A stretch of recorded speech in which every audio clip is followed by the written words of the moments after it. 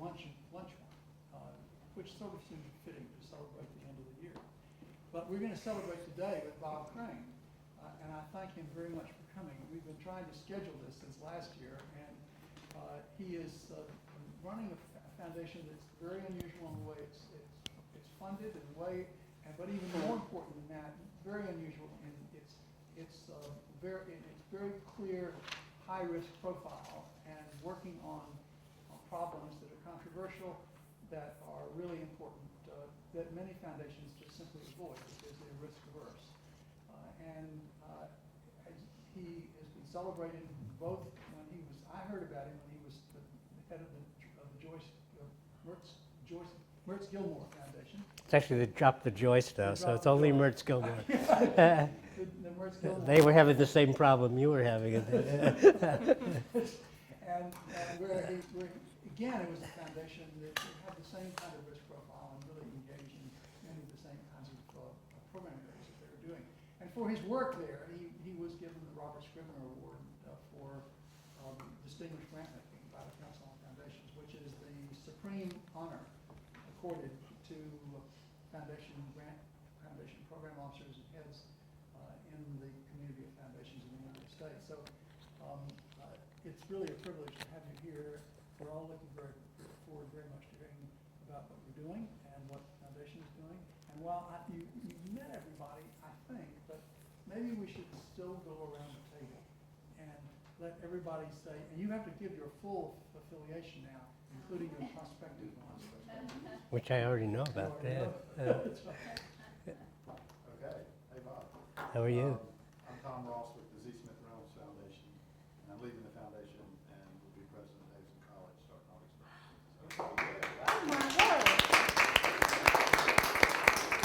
We're sorry, you can still come to this, even if, as an extra. Don't say it unless you mean it. I do. You may not have time for it. I may not. But we'll put you on the list. That'd be great. I'm Joy Vermillion Hindstone. I'm the Director of Policy Initiatives at the Z. Smith Reynolds Foundation.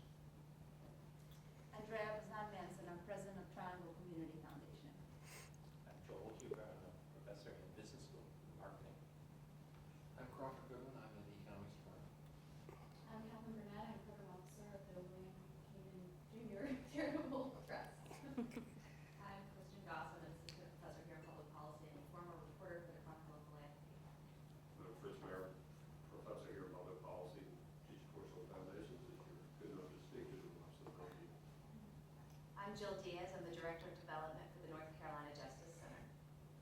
Stephen Schumer, student assistant, professor Fleischman in law and public policy. I'm Jonathan. I'm from South Korea, and I'm taking Professor Fleischman's great course about philanthropy. Come join us at the table.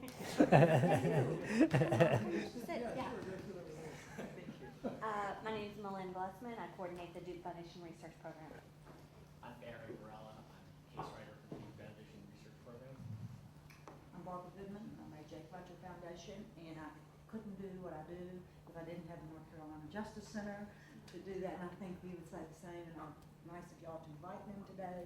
I think the director will be here, but we are so lucky in the state to have a policy group in the Justice Center to help us to be our legs and our minds and our... And your lobbyists. And we get it done with it right. I deny that. Okay, Bob, you're on. Thank you. Well, anytime I come to speak to a group of such well-informed people, I always think of a story that I heard about Adlai Stevenson, and I guess for some of you, I may have to tell you who Adlai Stevenson is, but others of us are quite old and know that. Adlai Stevenson ran for president in 1952, and on his when he was doing the speech circuit around the country, he came upon a group of rather important policy makers that he was meeting with, and he introduced his comments this way. He said, "I'm here to talk, you're here to listen, and I hope you don't finish before I do. So, so that's my hope today, is that you don't finish listening before I finish talking. But if we can get through that, that would be terrific. I hope I don't disappoint today. I actually am not going to talk as much about the Jeht Foundation per se as I might, and actually took this opportunity when Joel invited me to think a little bit more about the way I think about strategic grant making and some of the issues that I think I've learned in my many years of experience in philanthropy. So most of my formal comments will be about that, and then I'm happy later to talk specifically about the foundation, and some of that will come up in the context of this, but obliquely rather than directly. So I'm not going to talk very much about the programs of the foundation per se. This month actually marks my 20th, the conclusion of my 20th year in the field of philanthropy. I remember I started on April 1st in 1987, and the first day at work was I went to a Council on Foundations meeting with one of my colleagues. So I'm now in my, I guess, 21st year of working in this field. And for me, learning how to improve my ability at what remains, in my view, the core work of the philanthropic enterprise, which is how we make smart decisions about the grants we make, is still at the center of my thinking and the center of my work. Before you go on, this Absolutely. is Tom Lambert, right there. And he is Hi. now having some coffee at the Tom Lambert refreshment table. Well, that's good. Judge Walsh suggested it would be a wise thing for me to take advantage of it. Take some milk as well, then. And Ginger Saul, who is there with the John and Ginger Saul Foundation and several major international charities as well. Great. Nice to meet you both. Thank you. As I was saying, I think for me, the center of my work still remains how to make smart decisions about the grants that I'm involved with and my staff is involved with. I've had a great deal of good fortune in my career, actually, to work for two really wonderful foundations, and they've both given me tremendous latitude to experiment and learn about grant making. And the Mertz Gilmore Foundation being the first, where I was at for 15 years, and now the Jeht Foundation, where I've been for a little over 5 years. I can honestly say, actually, that it's only in the last few years that I feel I'm able to more intelligently articulate how difficult strategic grant making really is, and how best to address the issues that make it so hard. And part of what I thought I would be able to do today is share some of that with you. I hope to, anyway. I would like to think that it's because grant-making decisions are fraught with so much power and so little accountability that it requires a lot of maturity and experience to really make good decisions. But I'm also open to the possibility that I'm just a slow learner. So that's just, you know, a possibility here. Typically, the way we approach our, and when I say we, I say what funders approach our understanding of strategic thinking in the philanthropic sector, or in my view, in the business sector or in most other sectors. We tend to stress prescriptive decision-making, rational strategic models that lay out for us step by step the stages in a process that can help us better plan, assess, or evaluate specific goals more effectively. The philanthropic literature, particularly the last 5 years or so, has produced many examples that illustrate how to do this. And we've come a long way, I think, in developing any number of excellent prescriptive strategies for thinking about grant making. Many foundations use one or more of these strategies, and I strongly believe that rational models are extremely important and necessary, but I do not believe they're sufficient to good grant making. I do not plan actually today to discuss rational models because more than to say I acknowledge their value. Simply because I looked at the list of people who have spoken at these seminars over the past several years. And I think that topic has been covered extremely well by people who are probably far better at it than I would ever be. And indeed, I think Joel's new book covers the topic very well. And if you haven't seen it yet, which I'm sure all of you have, I commend it to you. I said to him when I got here, I think it's really, in my view, one of the best books I've seen describing kind of the philanthropic world that's out there. And I've looked at a lot of them over the years. What I hope to do today instead is to share with you my thoughts about a less explored side of strategic grant making by looking at what I call the unexamined assumptions we accept as grant makers, and then describe a few examples of how I've been trying to counteract the inherent traps of these assumptions in my own practice.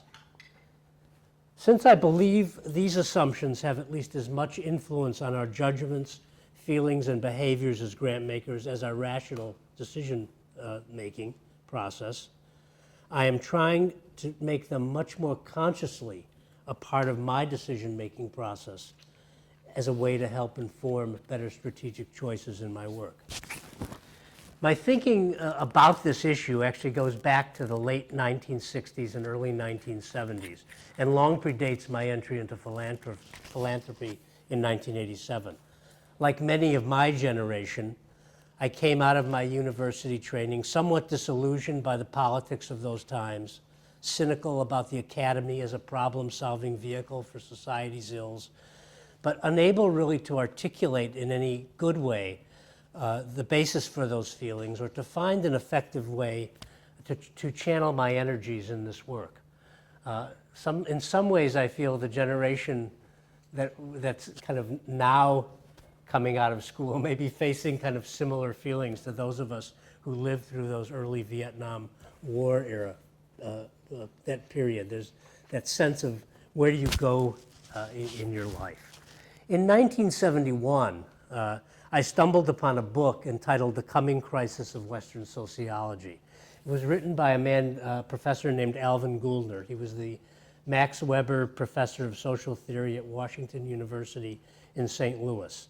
At the time, Gouldner's thinking reflected what was the then fashionable distinctions being raised in kind of the radical academic circles about between unbiased neutral science, moral discourse, and political commitment.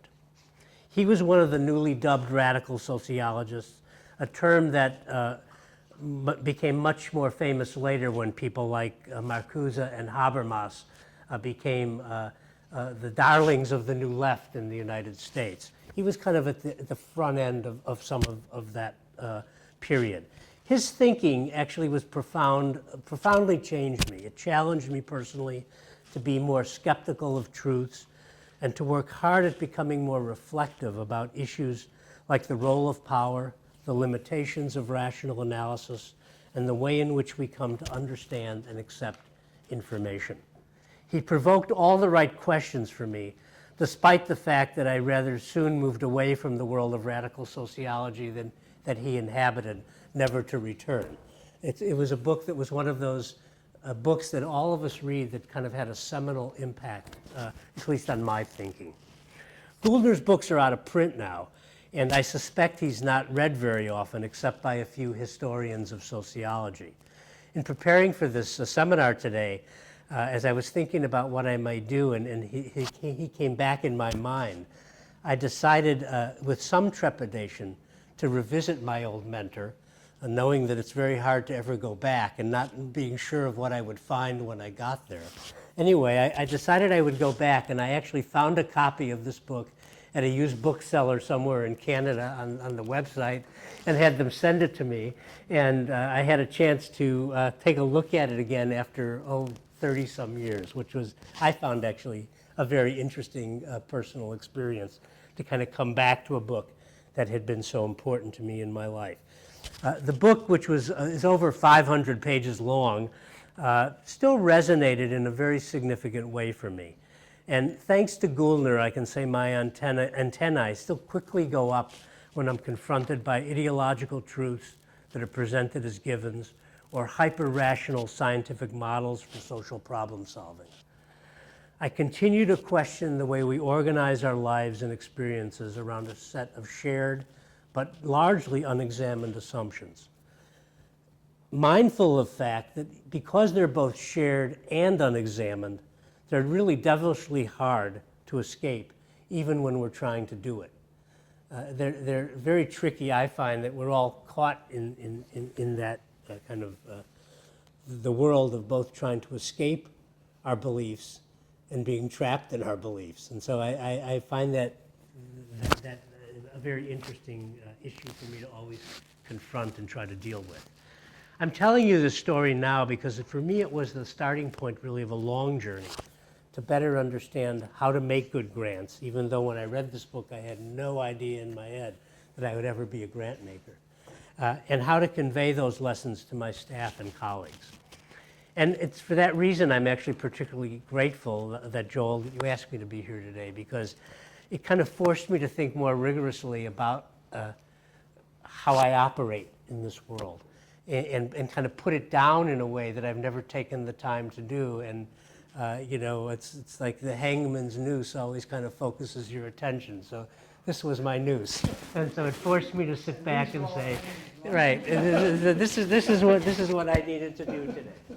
So although Bullner set this in motion for me some 30 years ago, the many non-conscious influences on our thinking and actions were recently recrystallized for me in another fascinating book called Strangers to Ourselves, Discovering the Adaptive Unconscious. It's written by a man named Timothy Wilson, who's a professor of psychology at the University of Virginia. Wilson makes an interesting and compelling case that our conscious rational minds are only the tip of the iceberg in determining how we behave, what is important to us, and how we feel about things. He points out that this was an astounding figure to me. He points out that of the 11 million pieces of information we take in from our 5 senses every minute, we can only process about 40 at any given time. Now, even if he's off by some factor, I mean, that's a remarkable amount of information that we're taking into our brain at any moment, most of which we're not cognizant of at all. Many of the judgments, the feelings, the emotions we ascribe to things operate outside of our consciousness and awareness.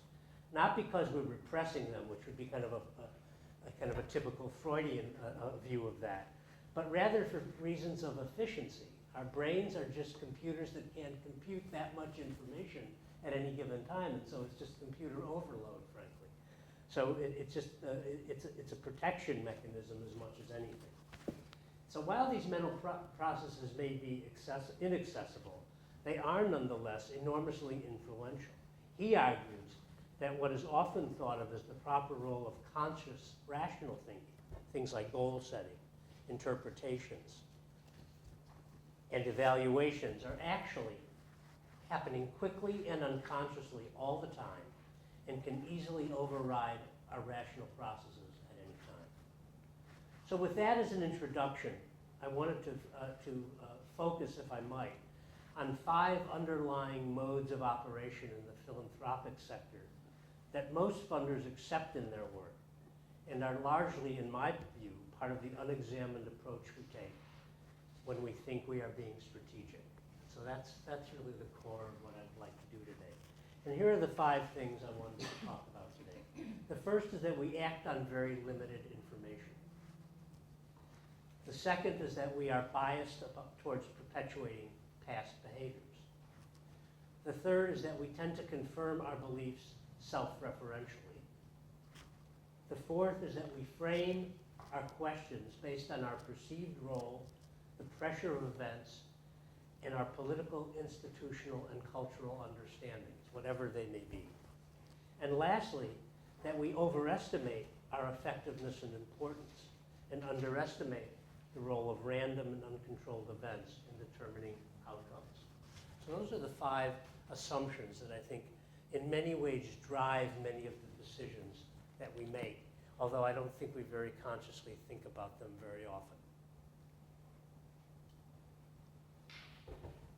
While these ways of operating are not unique in any way to the philanthropic sector, they are, in my experience, deeply ingrained in the culture of philanthropy and in the way philanthropic institutions do business. Now, truth be told, we all rely on similar unstated and unexamined approaches when we make decisions. They help simplify our complex environment and in the information sets we encounter in the world.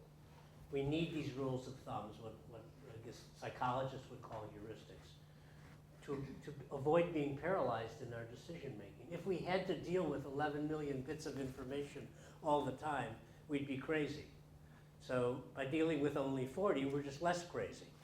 Nevertheless, they're out there and they're working. But that doesn't eliminate, in my view, the fact that we do this doesn't eliminate the need, in my view, to name them and to better understand their impacts on our judgments and choices. And we can only do that by making them, to the extent that it's possible, a more conscious part of our understanding and self-knowledge. So let me briefly now unpack these 5 things from my perspective and give you my sense of them. Let me talk a little bit about limited information and particularly in the context of philanthropic decision making. Almost by the nature of the work that philanthropy does and foundations do, and the structure and the culture of giving organizations, I think grant makers are forced to give disproportionate weight to the information we receive from self-interested parties.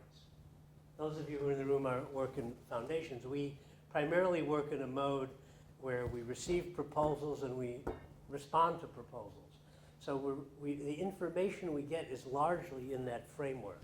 And it's a framework that has very significant limitations in my view.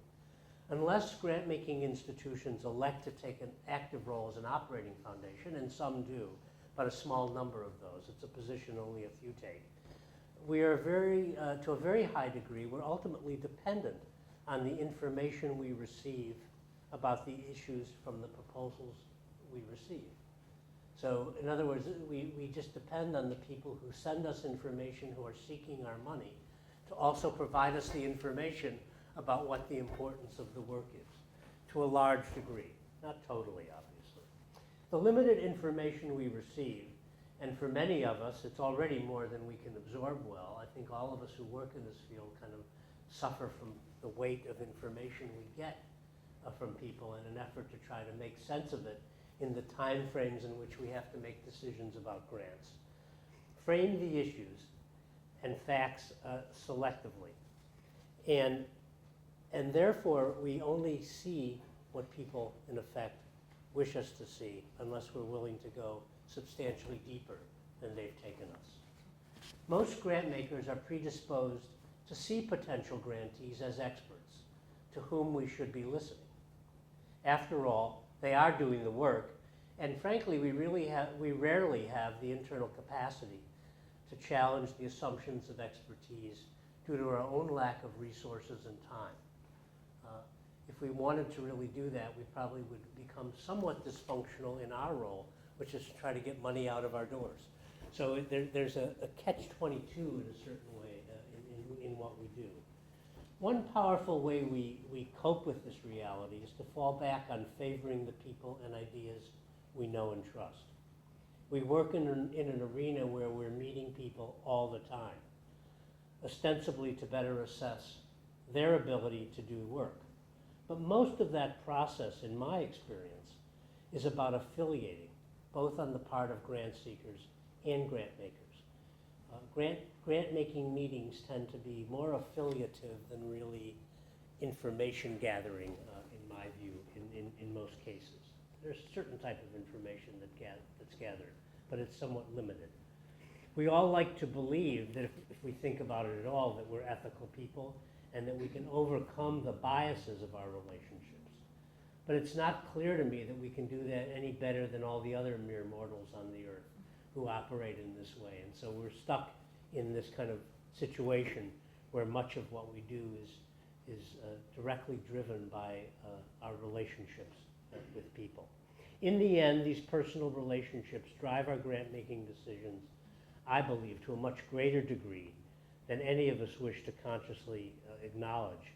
And they create inherent conflicts of interest that even the most introspective of us choose not to admit, at least not most of the time.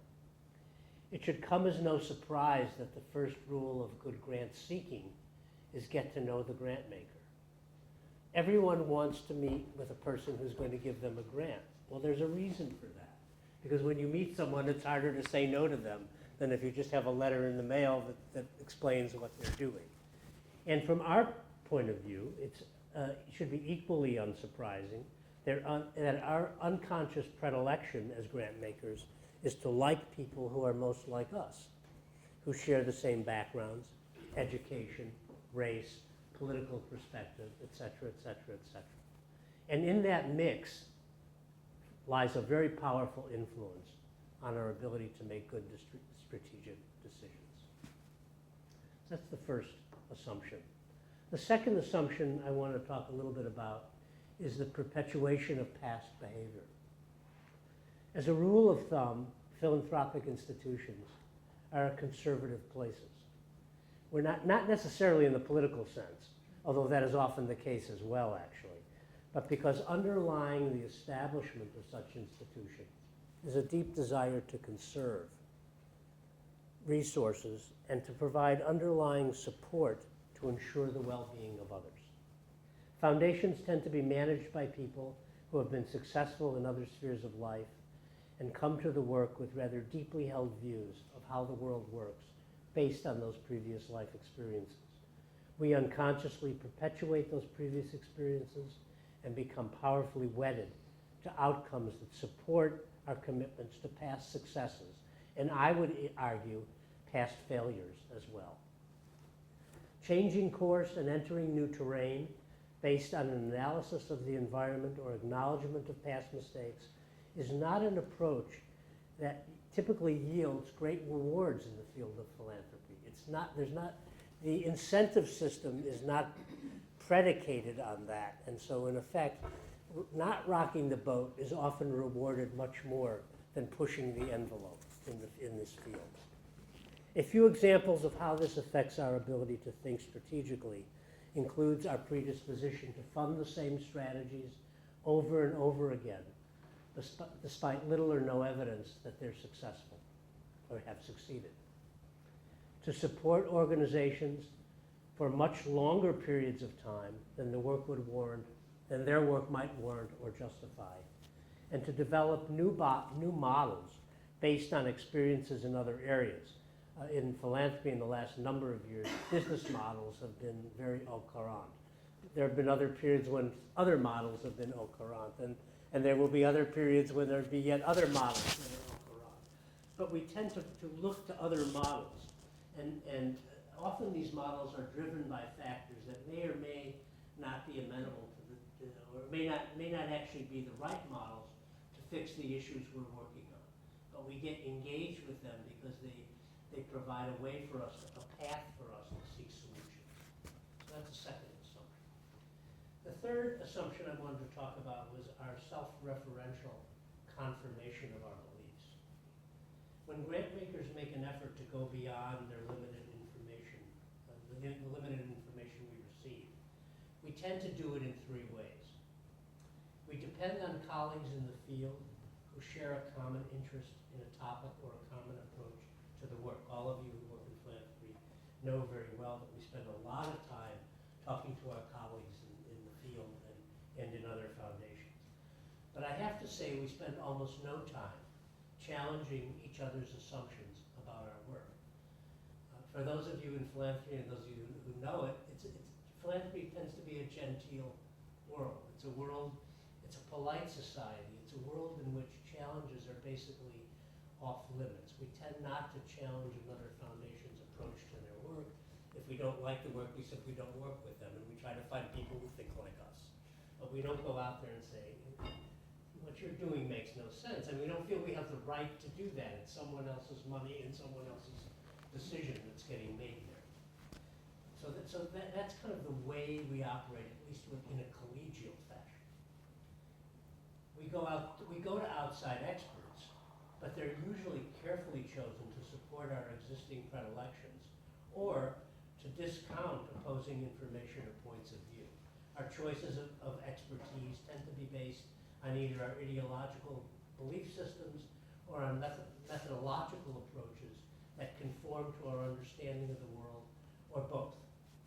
They rarely shake us out of our tree, but of course that's not why we've chosen the experts we've chosen. We've chosen experts primarily to keep us in the tree we're in, going back to the point that we really don't like to challenge there isn't a lot of incentive to challenge the system in a great way. The third thing we do is we convene the people we are funding to help us better understand what we should be doing, assuming they can separate themselves from their own self-interest in our support and or the underlying assumptions that drive their work. Now, having read this kind of litany of things that we do, before I begin to sound like the Grinch that stole Christmas, let me acknowledge that I think there's a place for all of these things in our information gathering process. All of them are important, and indeed they're reference points we need to uncover. But while they're necessary, they are not sufficient reference points for our work. And too frequently, in my view, we stop our investigations after addressing one or more of these, either our colleagues or outside experts that we've chosen, or our grantees, and we rarely go beyond them in really understanding what we should be doing. The fourth assumption that I think drives our strategic thinking is the frames that we use. The way we frame our thinking tends to be driven, all of us, not just in philanthropy, by deeply embedded feelings and biases, by the way we make political sense of the world, and we all do, whether we consider ourselves political people or apolitical people, we're still making political sense of the world, and the weight of recent events and the way we get information about those events. As a result, we tend to make important those things that we feel strongly about and can easily recall, the things that are closest to the front of our brain, and to discount those things that are not in front of us, not as important to us personally, or which conflict with the way we make sense of our lives. Our frameworks can easily lead us to perpetuating misunderstandings of problems and making choices about what to do without examining the impact of those choices and the range of information available with which we can make those choices.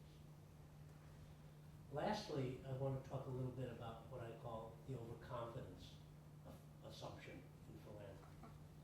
Philanthropic institutions operate in a rather closed environment. Foundations are largely accountable only to themselves, beyond the rather minimal requirements the government puts on us. And they are really rather minimal. They're really, frankly, quite inconsequential in the context of the work we do. Because by their structure, most grant-making institutions are self-sustaining, i.e. they're endowed. They don't have to go out and seek money. The usual checks and balances, which one finds in other sectors, are missing.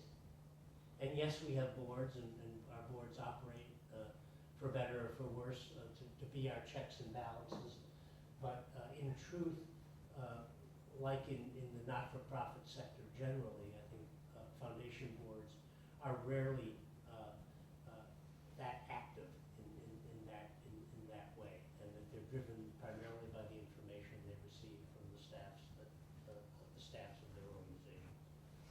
We judge our own effectiveness and importance self-referentially. We often take more credit than we deserve, and less blame when things don't work than we probably ought to take. And we're always in a good position. We never have to be blamed, and we can just get the credit when it seems to work. And that's a role, frankly, it's a nice role to be in. You know, it's one of the reasons I think it's people enjoy being in this work is they don't have to account at that same level for what they've done. Because philanthropic giving is deeply ingrained in American culture as a good thing, the expectations are actually set rather low. I remember when I first came into the work being told by a very respected and older colleague of mine at the time, 20 years ago, that the first principle of philanthropy was to do no harm. And by doing no harm, most people believe, and honestly believe, that philanthropy therefore is doing good. But if you think about it, do no harm is really a pretty low bar to set for our work. And yet, it's a common feeling in philanthropy. As long as we're not doing harm, it's okay. There's not as much pressure to actually get to that next level of accomplishment.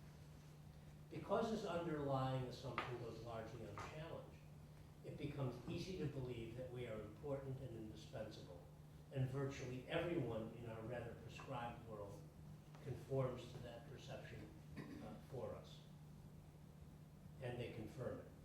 Ironically, although it might not appear so at first blush, this overconfidence, in my view, tends to make philanthropic decision-making actually less flexible and more risk-averse, since internal incentives to consider alternatives and new thinking are not built into our work. When you believe that you're important and indispensable, you don't really have incentives necessarily to question the work you're doing in the same way as someone else who's on the line, who has a different bottom line for their work all the time. So the irony is that, and I always say this to people when people say, oh, well, your foundation is such a risk-taking institution. I say, really? I said, I don't think there's any risk, since the risk implies that something untoward could happen to me for doing what I'm doing. But foundations operate in a world where there's very little risk, frankly, that they're truly taking.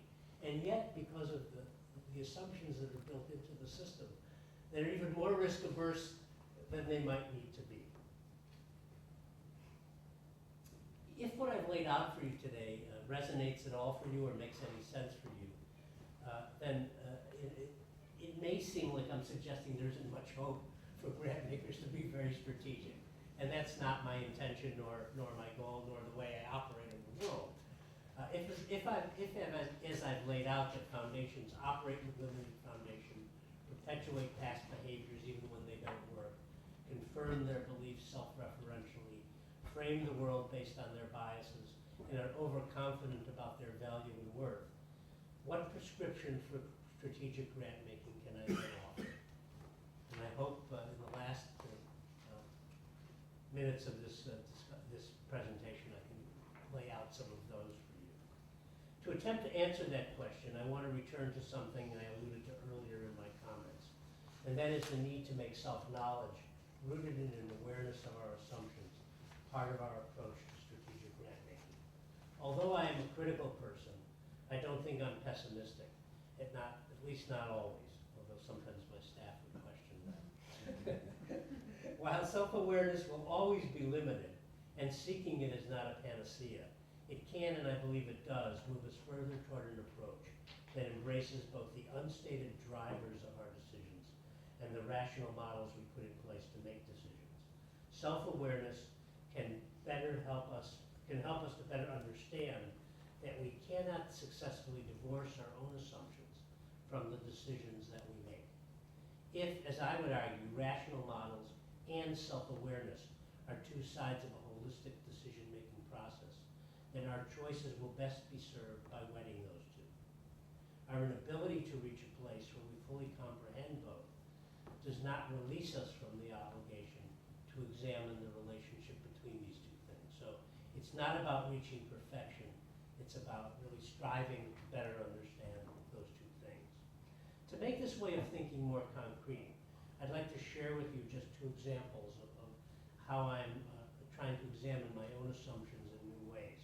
To look outside of myself and to have my institution look outside of itself to unpack some of these assumptions that I've named today.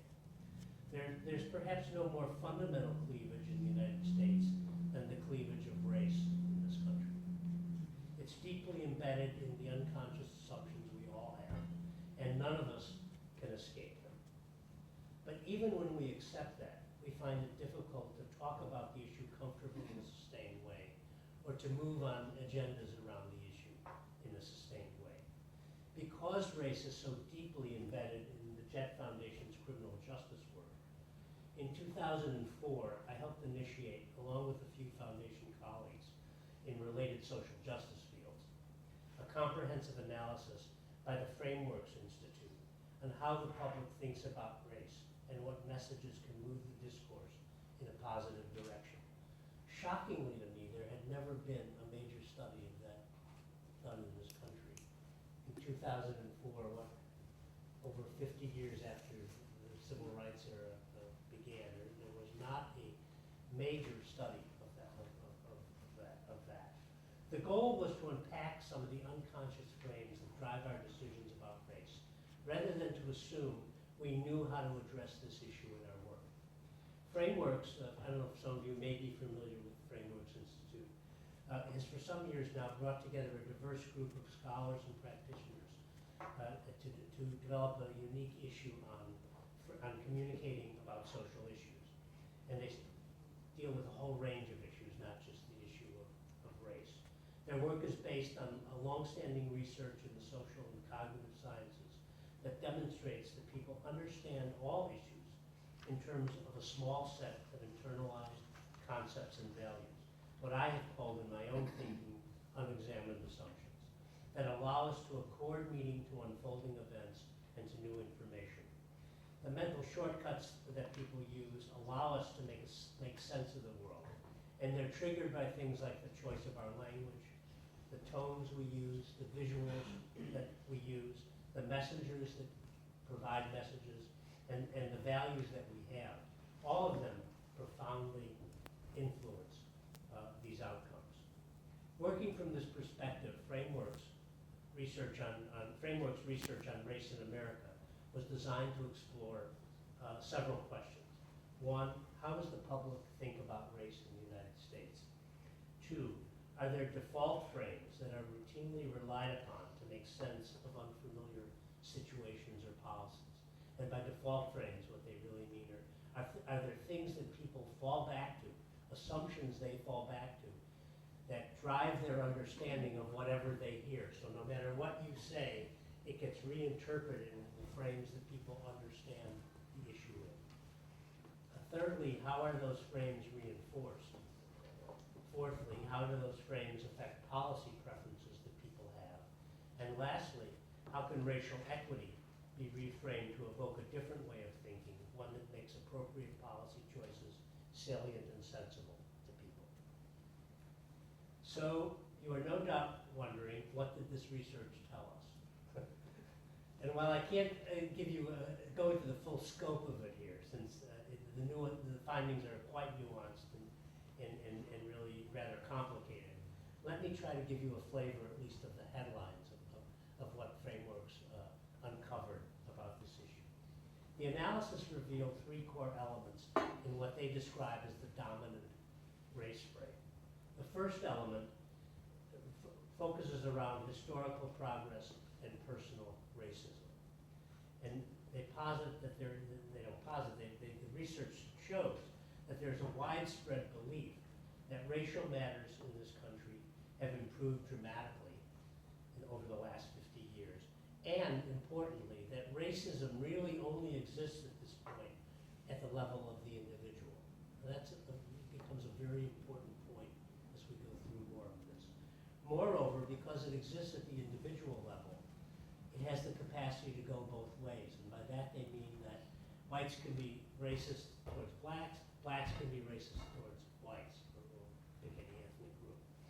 When the race problem is understood in this way, systemic reforms are really crowded out of the way people think about the issue. Because people are focusing on individuals, and they're focusing on particular bad apples or bad players around the issue. Given that kind of narrative, and it's the predominant narrative in the culture, and it's the predominant narrative, by the way, across ethnicities. Given that narrative and that belief system, the claims that advocates make for systems reform tend to fall on deaf ears. People really cannot hear it because what they hear is what they want to hear, and that basically things are going pretty well, and that yes, there are some bad people, and those bad people should be dealt with. And that's kind of the way it gets addressed. The second element that they uncovered was an element that they called the self-making person.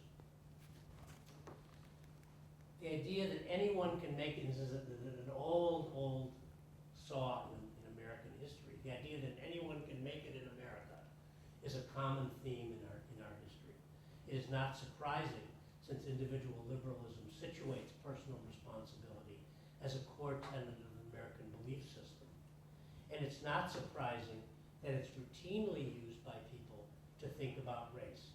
Racial inequality is explained as a failure of minorities to properly inculcate themselves with the appropriate values.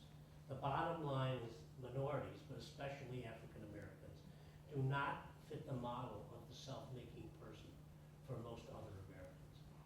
And that becomes very important as people think about how one solves problems. If you always come back to that belief, you get stuck in certain places. Given this dominant view, it's hard for advocates to advance the view that external circumstances reduce the odds for success of a particular group. If most people really in their heart of heart believe that anyone can make it in this country, no matter what they hear, that drives their understanding of what should happen. The third element that they uncovered was the element they called the separate fates frame. Finally, in this element, minority concerns are understood to be disconnected from the shared concerns and aspirations of the broader society. People believe that blacks and whites have separate fates and separate interests in the world. This notion of separate fates has three notable consequences for the public conversation about race. It makes it easier to characterize minorities as the other, because they're separate, they're different. It allows people to compartmentalize the concerns of minorities as being over there as opposed to here. And it makes it much harder to make a clear causal connection between minority life chances and structural arrangements. Again, it doesn't allow us to look at structural issues. It pushes it back again in some other place where the problem can only be band-aided in effect.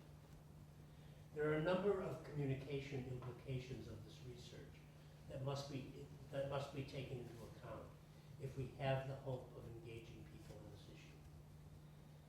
The first one is that conversations about race should not begin by priming the historical legacy of racism. It's kind of a non-starter for most people when they hear that.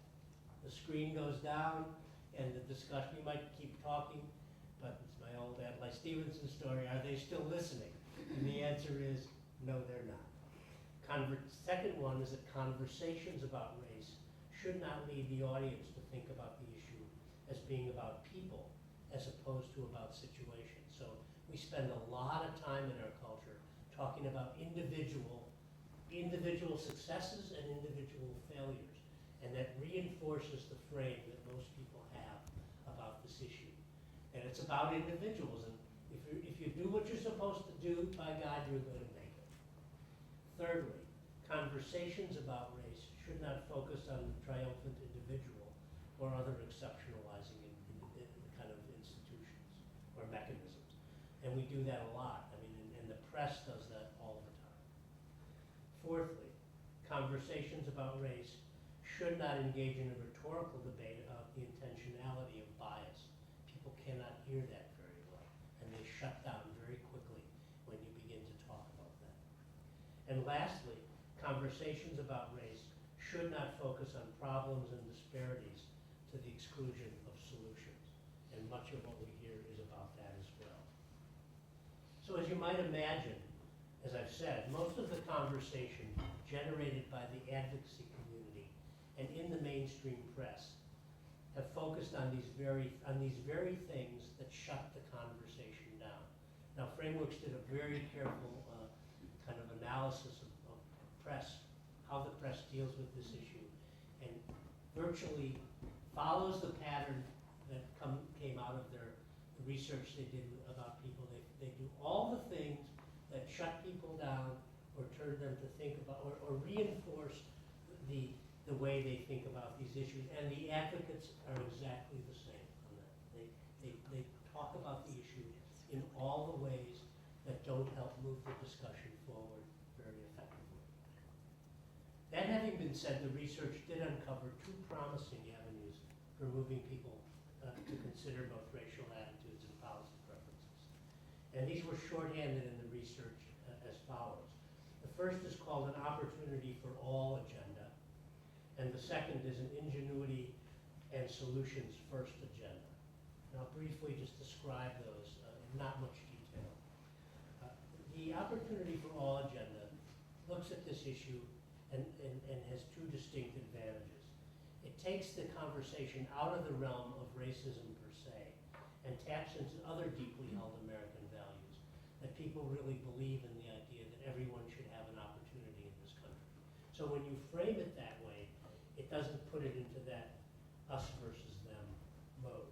It also couches opportunity in the context of what is happening in non-minority communities, creating a sense of interdependence between people as opposed to separateness of people. The ingenuity solutions first model takes the discussion out of the realm of what people see as intractable problems to a discussion about how to fix things. And if nothing else, Americans love to fix things. They want to make things better. They want to make things work. I think there's a pragmatic nature in this country that really plays into very well. Now, this brief summary can't really do justice to what Frameworks has done, but I thought it was useful to talk about it in the context of how we're using that work to try to change the way, not only the way the foundation thinks about work, but also the way the people we fund think about this work. Because we share the same goal. We're just not necessarily approaching it in a way that's going to yield the results we all think it's going to yield. So for years, advocates working on racism and the funders have been using the very frames that don't work very well to really push this issue forward. And we shouldn't be terribly surprised that we haven't done a particularly good job of, therefore, getting the results we're hoping to get around the issue. The ultimate goal is to use this research to help reframe the conversation about race in this country, to illuminate the unconscious frames that people hold about race, and use that information in ways to discuss race and to form solutions to problems deriving from people's racial frames. While the research should help the foundation and the people we support make better and more strategic decisions about our work, and I think they will over time. And what we're now doing is doing trainings for our grantees and other people who funded this work in other areas. We funded primarily in the area of criminal justice. There were other foundations that funded it around the issues of healthcare or education, broad social issues in the country. They're also working with their grantees to really help them understand how they can better think about these issues as they're putting out their advocacy agendas.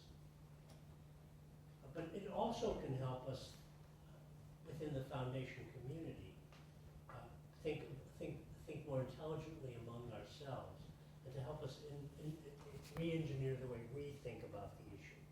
It can help us break out of the limited information we use to make decisions, to look for new strategies to promote common goals, and to get beyond our self-referential views of how people should think about this issue as opposed to how people do think about this issue. And I think that's a really important piece here. We tend, when you are foundations that do advocacy work or policy work, and foundations often, and the people they fund, tend to think in the shoulds of the world as opposed to the way people operate in the world. And this kind of reins that in a little bit and helps people frame their work around the way people actually think, not the way we wish they were thinking. I want to talk about another example briefly as well. It's a very different kind of example. The Jeht Foundation does a substantial amount of funding in states around the country, particularly in our criminal justice work and also in our election reform work. And we often find it very difficult to get good political intelligence related to the efficacy of reform proposals presented to us by potential grantees or the strategies that they are recommending using. We've been stuck in a strategic approach that depends on limited information, despite the fact that it's not been yielding the outcomes that we see. As a result, I've pushed myself and my colleagues at Jeht to challenge our assumptions about how we're going to get information, to step outside of that self-referential box in which we tend to look for our information about what we should be doing. We tried a number of unsuccessful efforts to engage what I define as activist consultants, people who share our values on a range of issues of interest to us. And that didn't work very well, frankly. And the foundation is now experimenting with engaging a very different group of outside experts to do this work. We're going more and more to people who routinely gather political intelligence as a primary vocation. We, in common parlance, call those people lobbyists.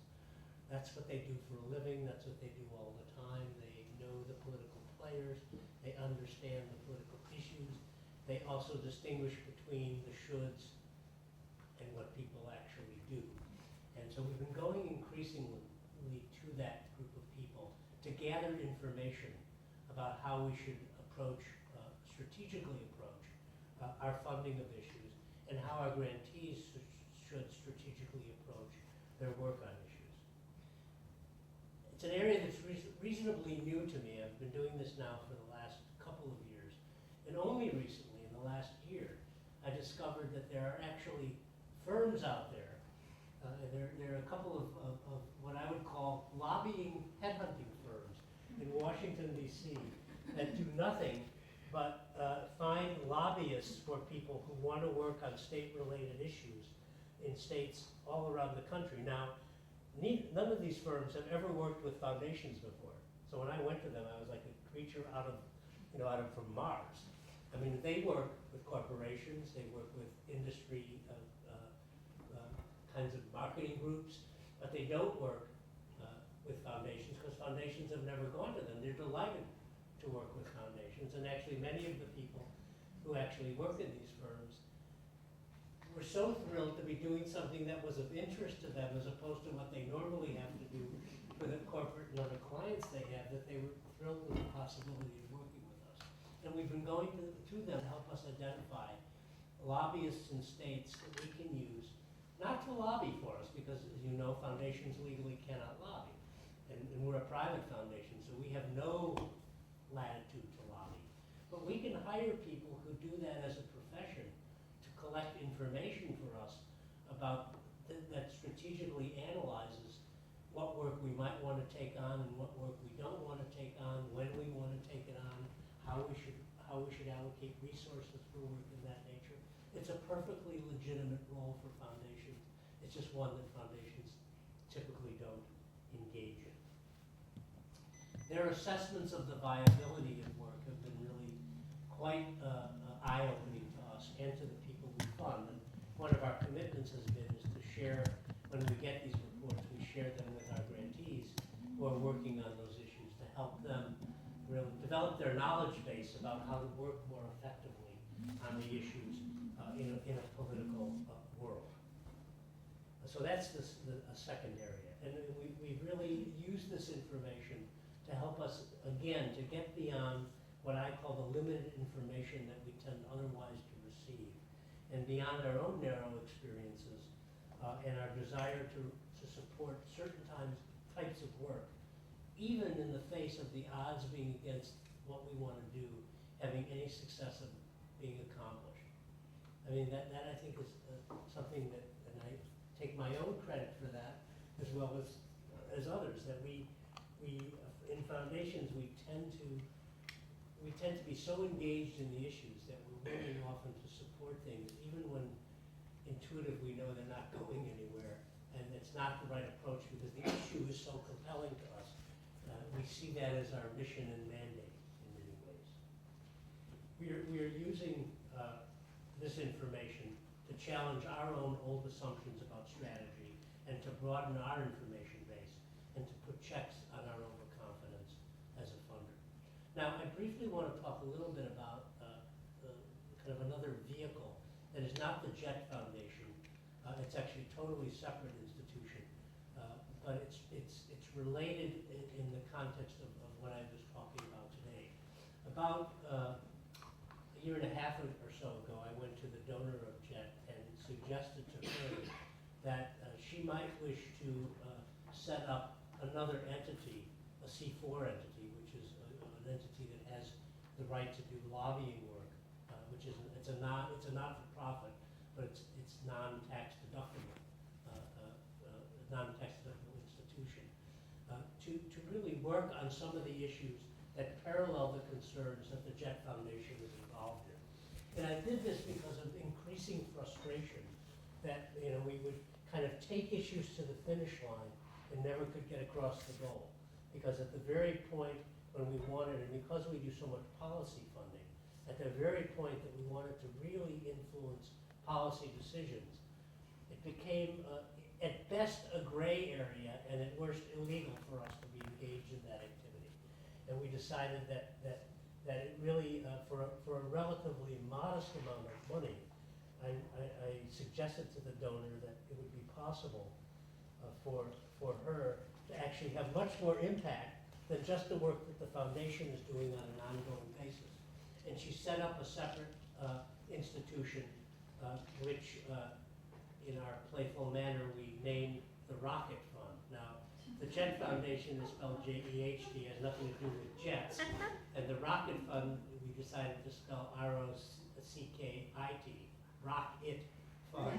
But it's the Jeht Rocket kind of game that we decided, it's a very internal joke that we just did to amuse ourselves and the work. And they're two separate institutions, they have separate boards, they don't interact with each other.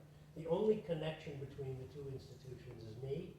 And I actually am now an employee of the Jeht Foundation for only 70% of my time and work for this separate entity for 30% of my time and have a separate staff at that other foundation that does all the political work that needs to be done.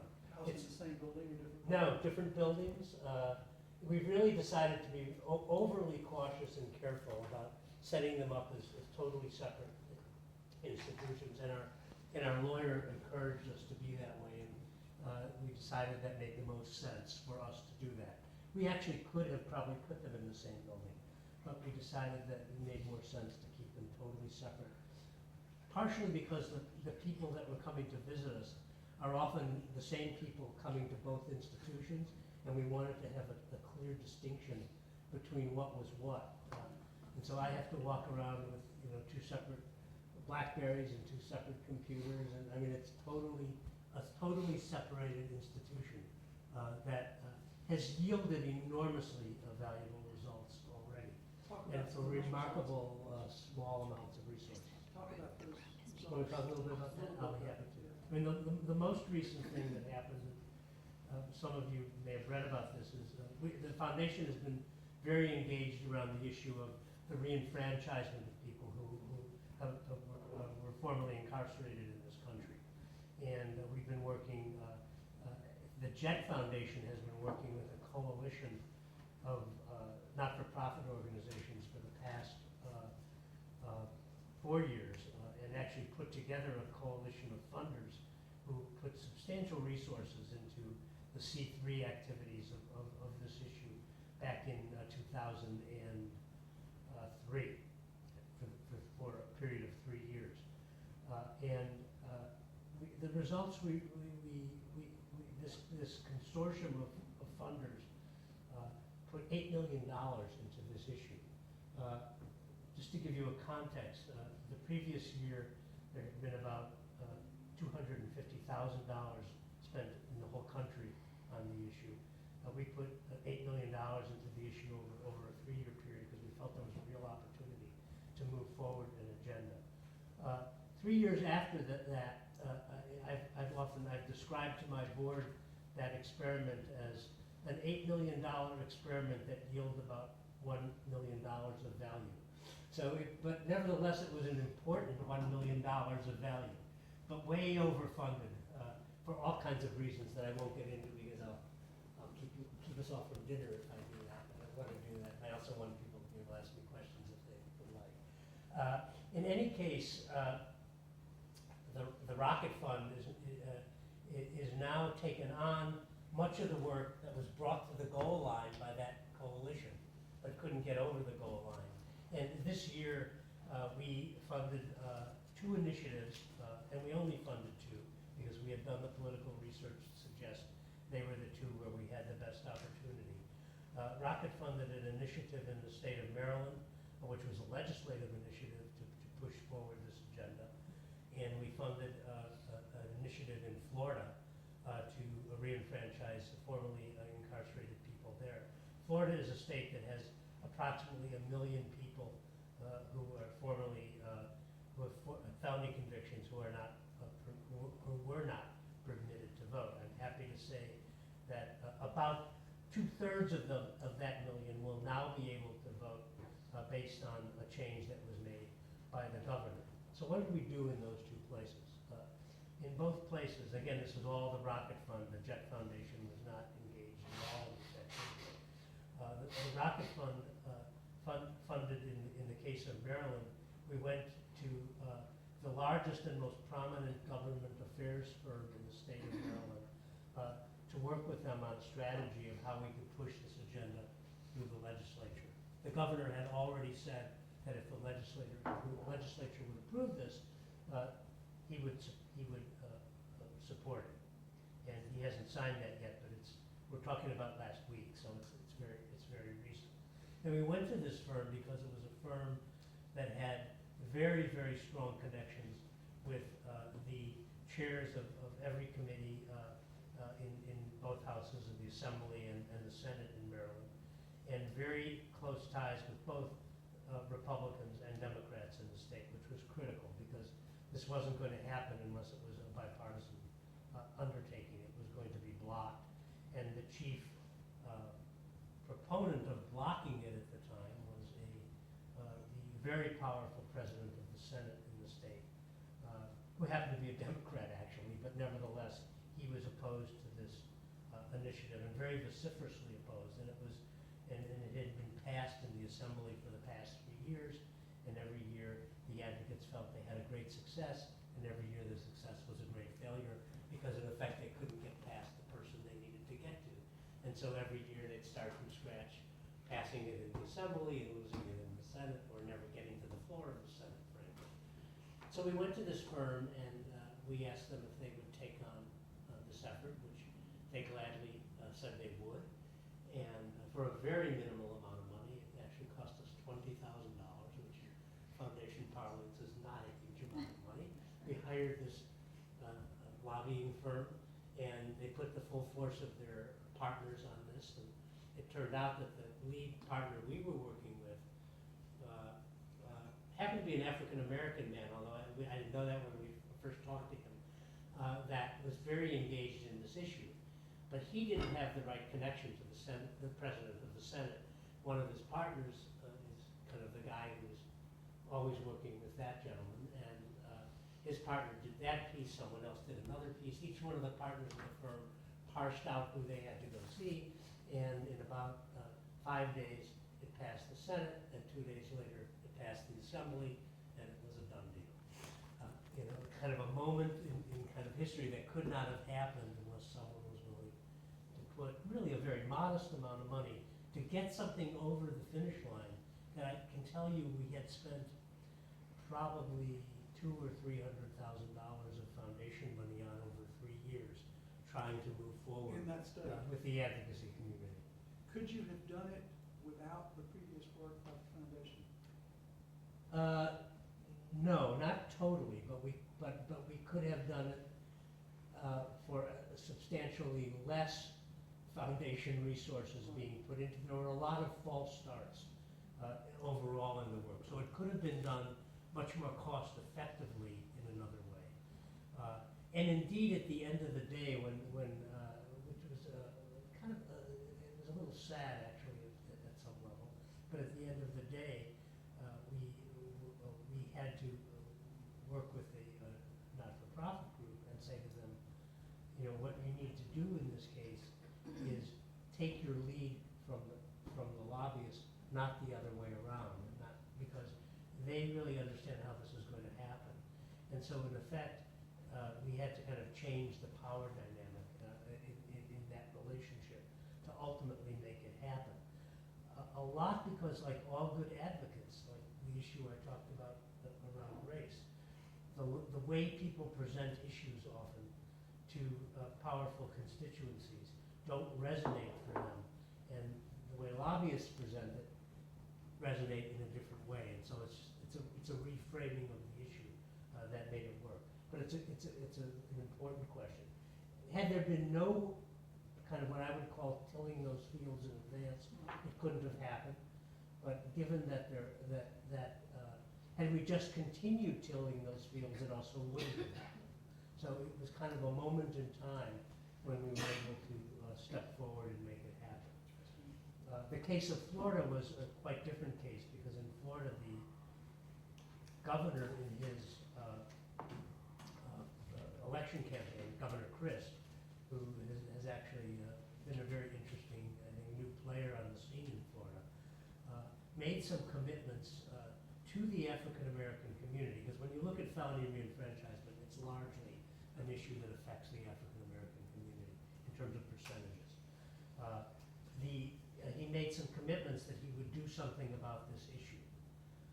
And the advocates who were all working, again, we had funded work over the past number of years, but all the advocates who had worked on this issue had supported the other candidate who lost the election.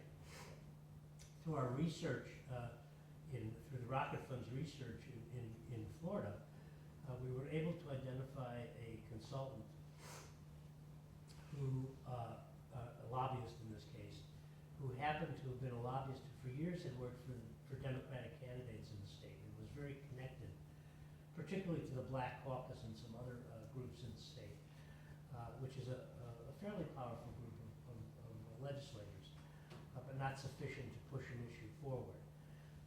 But then in this late recent election decided that he was going to put his efforts and his resources behind the Crist campaign. So he actually decided to work for Crist in his election and became the person who organized community members in the African American community to vote Republican for the first time. And what he said to us is he had been working for 25 years getting people out to vote, on the other side, and never got much to show for it. And he said, he wanted to win one before he got too old, and so he decided to switch party allegiance in terms of working on that election, because if he could make some change happen, he would have some chits. And he went to work for Crist. He did a bang-up job. He increased the African American percentage vote for the Republican Party and for Crist in particular by 4 or 5%, which is a huge jump in 1 year. And he became a do-no-wrong guy for the governor. He suddenly became a pretty a valuable commodity and was very connected to the governor. We were able to make a connect to him and ask him if he would work on this issue for us. He turns out he also was African American, also had a personal and strong feeling about this issue, and was delighted about the idea of being able to help again push it over the goal line. And so it was through his good offices that we've been able to move it forward there. It's been contentious there, it's complicated there, but it's one of those kind of victories that could not have happened without the right connections. And the not-for-profit group working in Florida is the primary one. There's a coalition, but the primary group is the ACLU of Florida, and we required that he work closely with them, so that because it was important for us that the people who had done all the work getting to the goal line suddenly said, go back to the 10-yard line. We're taking this over without you. They needed to be part of what happened, and he's still working with them, and they were extremely grateful for the help he was able to give them. What prevented the not-for-profit groups from engaging in the amount of lobbying that they can do under the law? Why didn't they take the initiative with respect to pushing these things through? Because they were capable of it. You're perfectly right. Because their choice of information sources were limited by the people that they were comfortable talking to. And so they had never come in contact with this man, who we came in contact with because we had a study done that we said, we're not interested in this being a study for the issue. We want to know what needs to happen to make this issue happen, not how to, who the best advocates for the issue are. And so their universes just never crossed. And the people they went to had no access to the governor.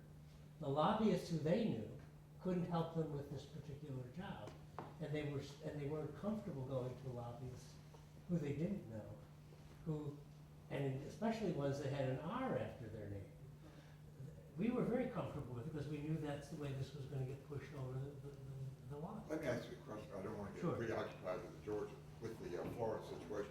My memory is, by the way, that the key factor in this in the end was the vote of the Agricultural Commission, who was a Democrat. Mic seems to have fallen off, so y'all just continue on. Well, Oh. I'm just gonna try to you can fix hear this. me, can't you? I probably did that. I'm sorry. If- He can hear you, I think- yes. Do I understand that the Florida, the decision they made in Florida requires that one thing these people have to do to get their voting rights back is to pay any restitution? Haven't you then created a means test for voting? Right.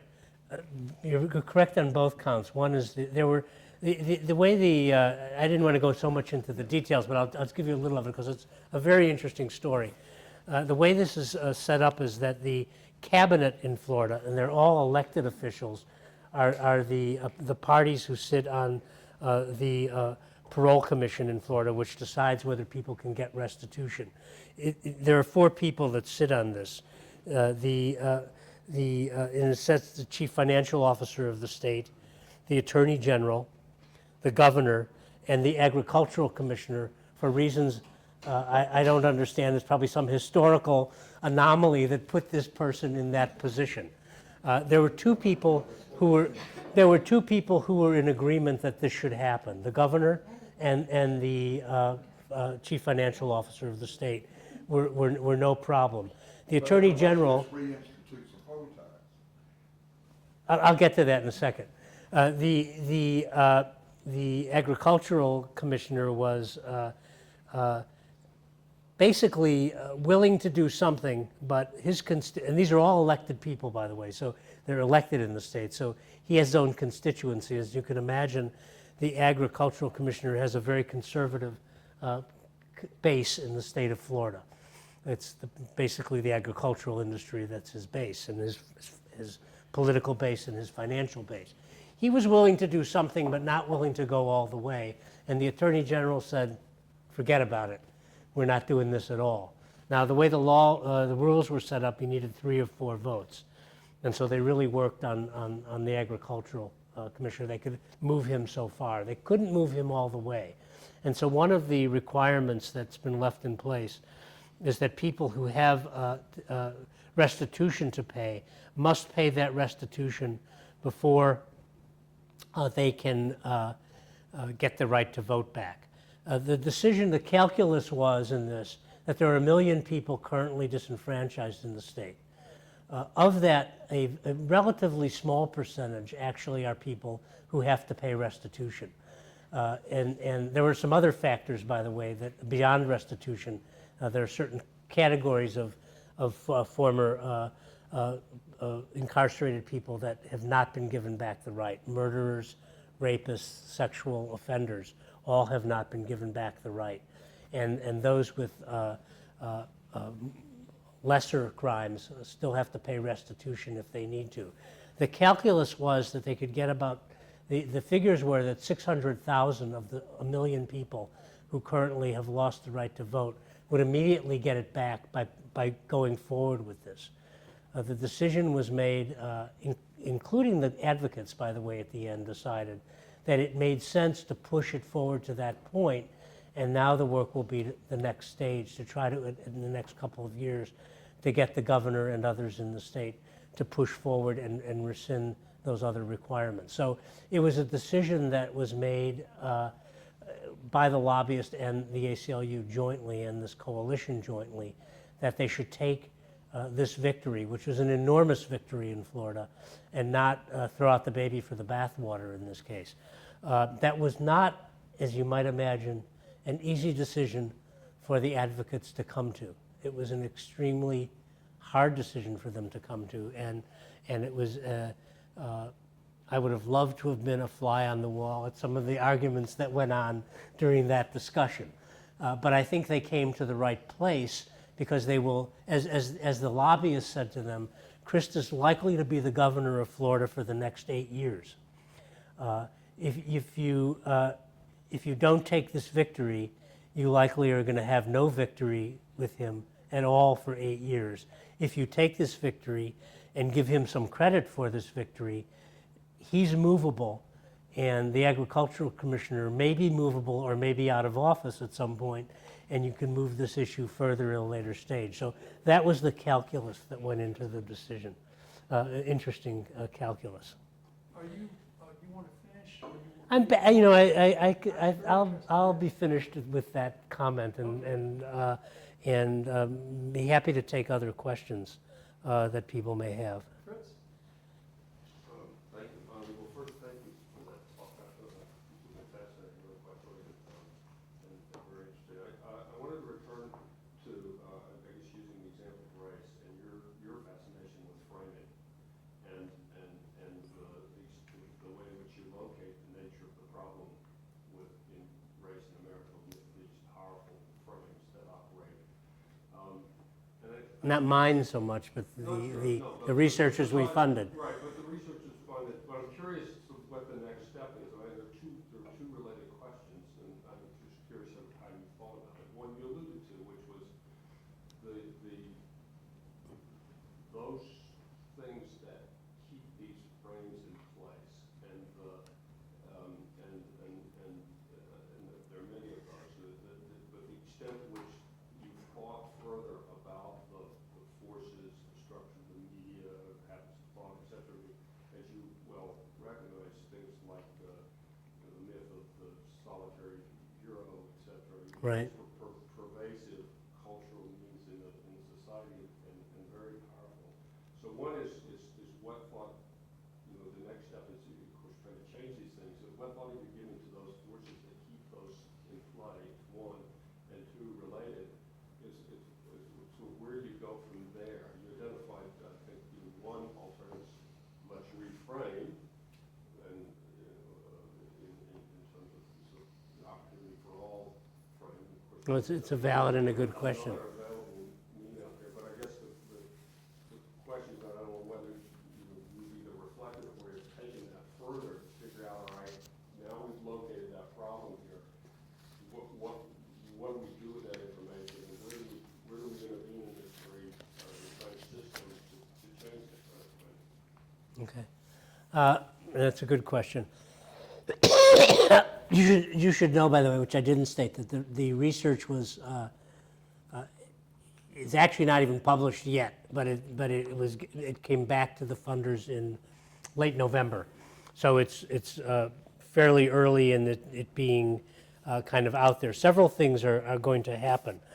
All of the funders, because the issue of race was looked at across a whole spectrum of issues, not just around my particular interest, which is on the criminal justice side. There's a group of rather influential funders that were involved in this, the Casey Foundation, the Kellogg Foundation, us, and the Ford Foundation were the four ultimate funders of this. And it's interesting, it came out of, I'll tell the story only because it kind of relates to the frustration of what do you do next. The reason this all happened is in 2003 I was invited to a conference at the Aspen Institute on Structural Racism, which I went to, which drove me near to crazy because I felt that there was so little practical thinking occurring about how to address this issue. And while I shared the values that were being expressed around the table, I felt it was a group of people basically talking to themselves in a way that wasn't going to resolve an issue. And it was at that meeting that I first met Frank Gilliam, who is one of the lead researchers in this project and one of the co-directors of Frameworks. Frank is a dean at UCLA and also a professor of communications at UCLA, and he spoke at this Aspen Institute meeting and talked about the way not-for-profits were using PSAs around race in all the wrong ways.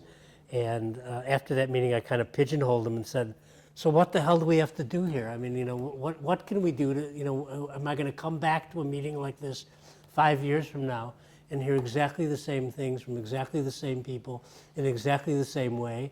Or can we do something about it? And he then relayed that, the research was really anecdotal and fairly limited still, and that there needed to be quite a bit more done, and which turned out to be actually true. I see a certain skepticism, but in any case, I put together that group of funders who decided to fund this very major project that we did, and it turns out that one of the people from Casey was at that meeting, so we kind of together helped put that together.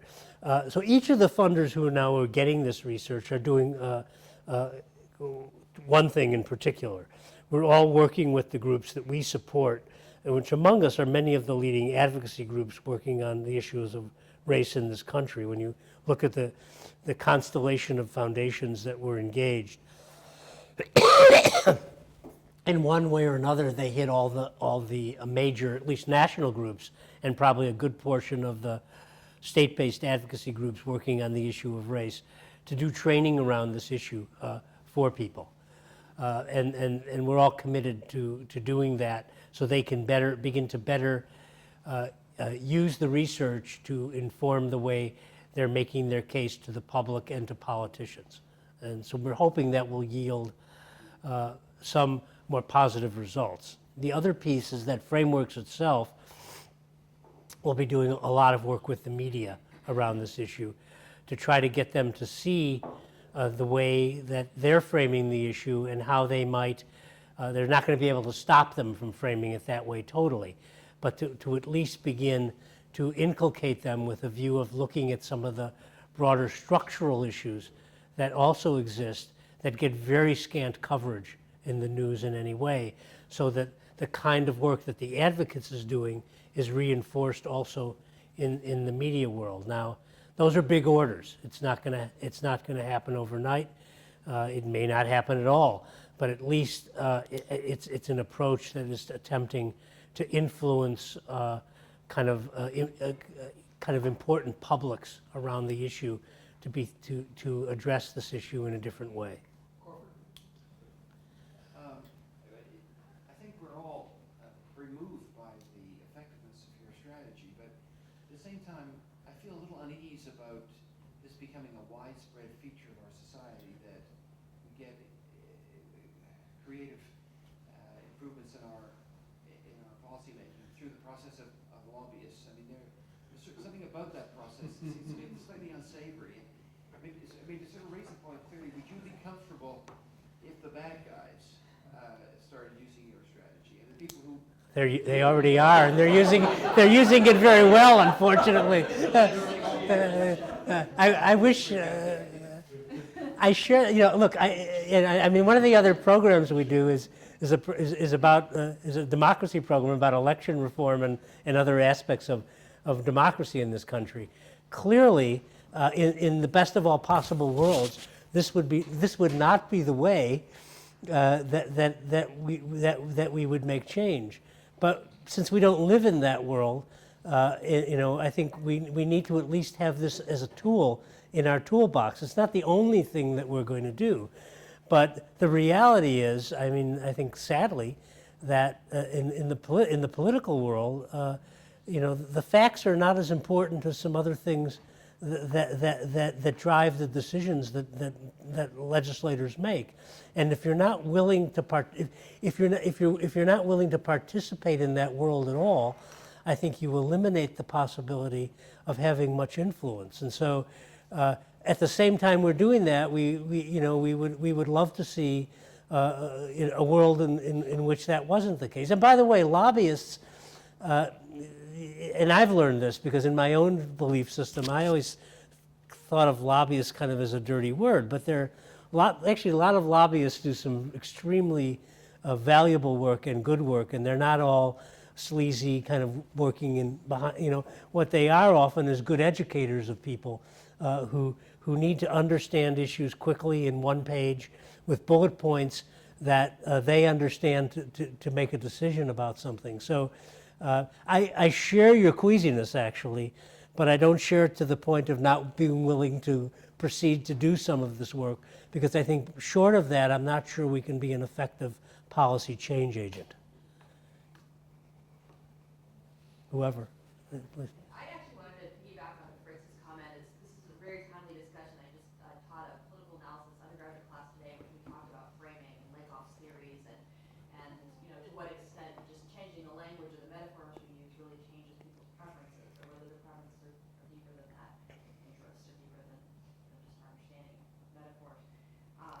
And it occurs to me that this falls in the category along the lines of sort of how do you get that message out there and how effective is it going to be.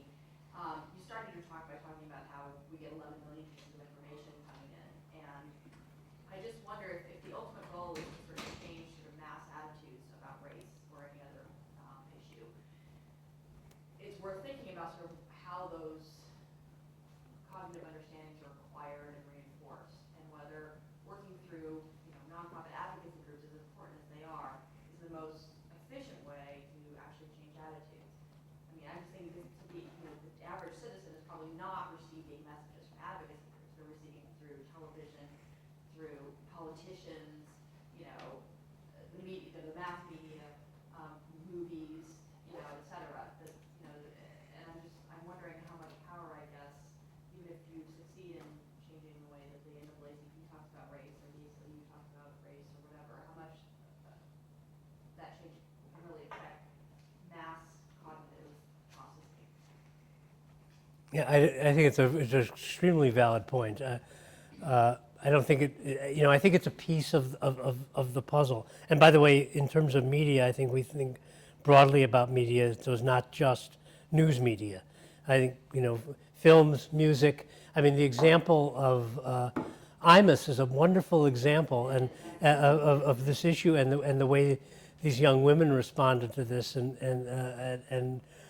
but also how the media picked it up. All kind of play into this this discussion in a very real way. I think skeptical enough to appreciate that there's no silver bullet. I don't see this as a silver bullet.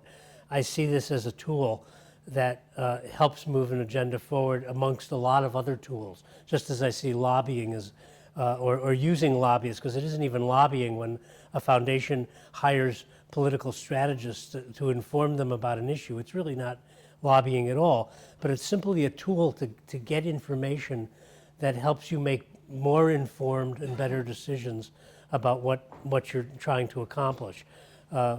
Will it automatically lead you across the finish line? Probably not in most cases. I mean, these issues are tough, as we all know, and they take years and generations to change. But what's clear to me is it's not useful when people are shooting themselves in the foot around the issue. So minimally, what you can begin to do is stop reinforcing those frames that we know aren't going to work, and begin to try to reinforce those that may work.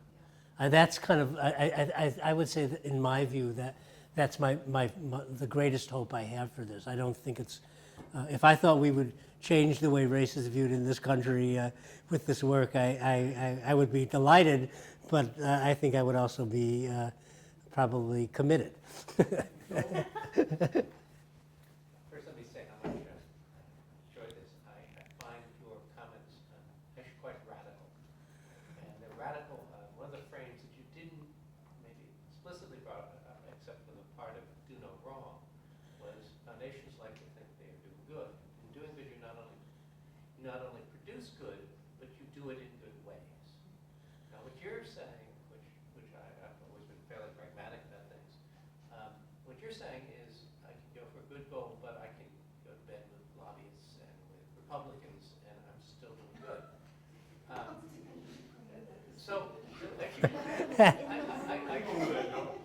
There may even be a few in the room. I mean, who knows?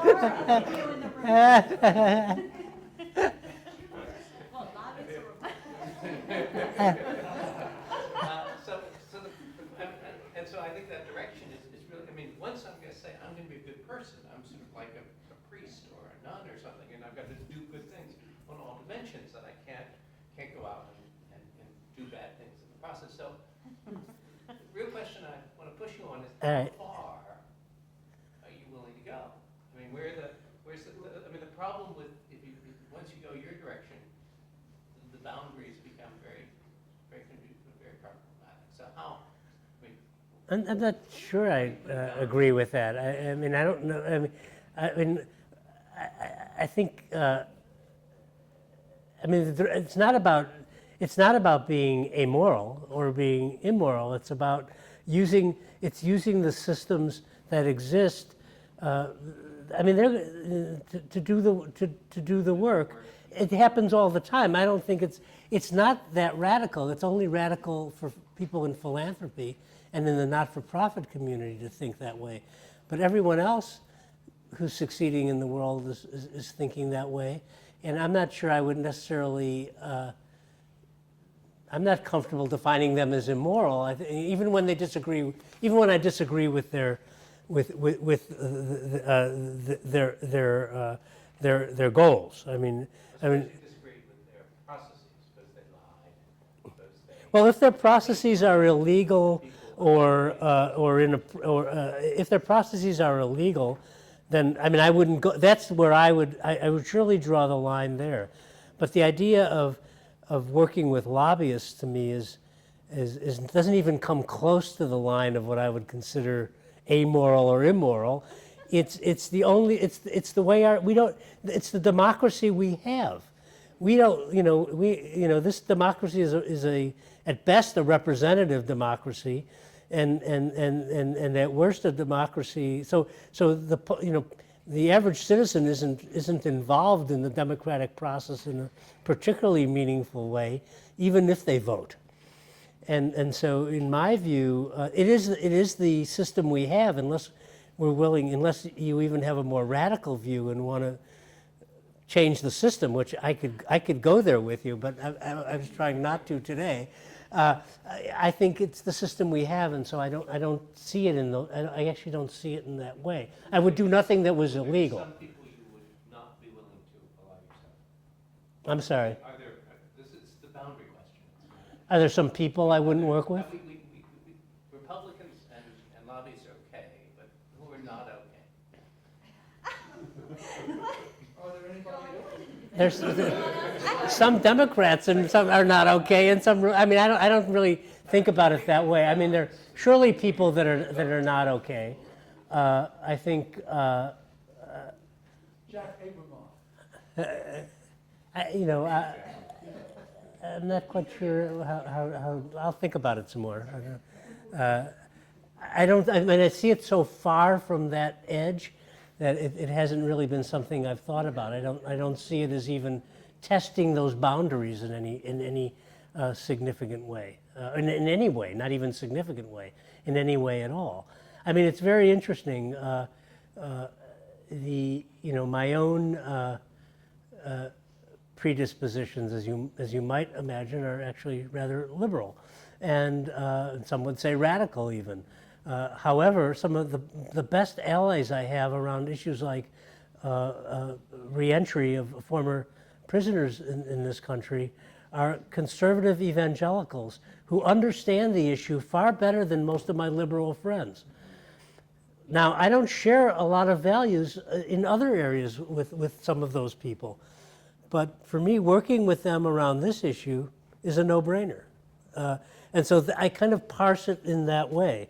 They're not the people I might necessarily have dinner with on an ongoing basis, but it's exactly why I want to work with them. It's exactly why I spoke about stretching the boundaries of who we're willing to have discourse with.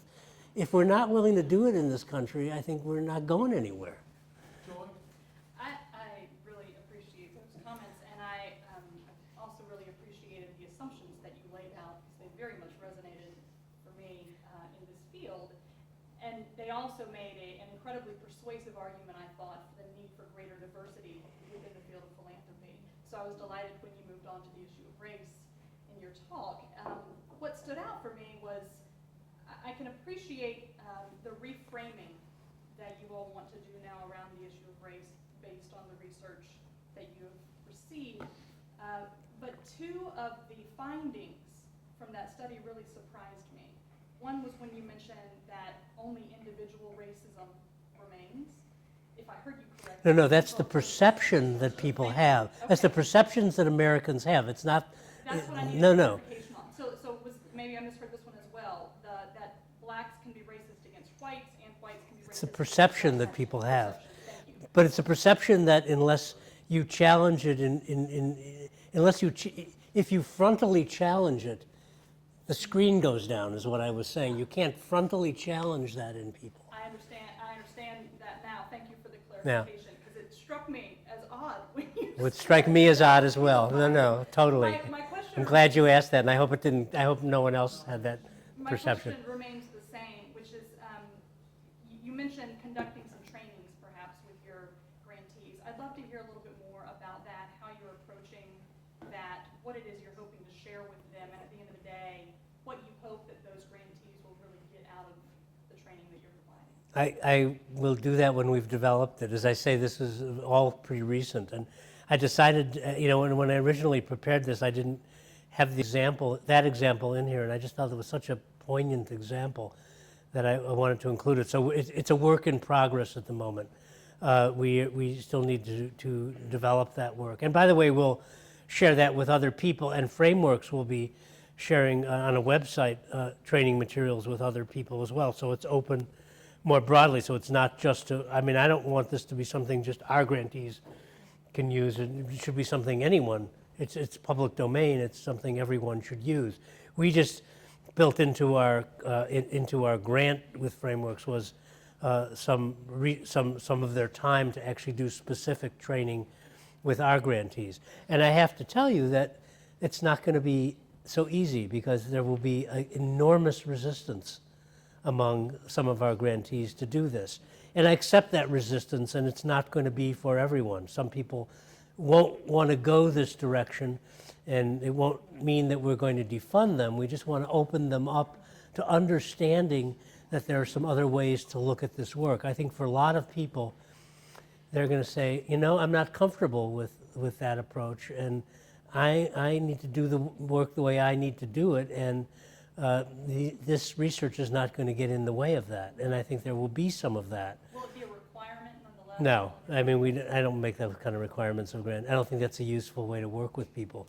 What we do is always, measure over time, measure the effectiveness of what people are doing in an area by the proposals they send us. So, but it's surely not a requirement. And for some, there will be circumstances where it may not even be appropriate, given what a group is doing.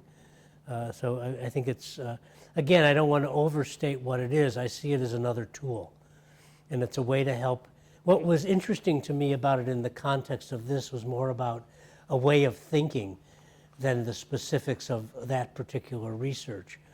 It's a way of allowing ourselves to ask questions that we haven't been asking, and to question the assumptions about what works and what might not, what might work better if we think about things differently. So it was more in that spirit that I really wanted to present it, rather than as a template for all work for all time. I'm one of the great believers that after many, many years of, before even in philanthropy, working in education, that I've seen more models come and go that haven't led to results. So I'm not a great believer in one-size-fits-all models for anyone.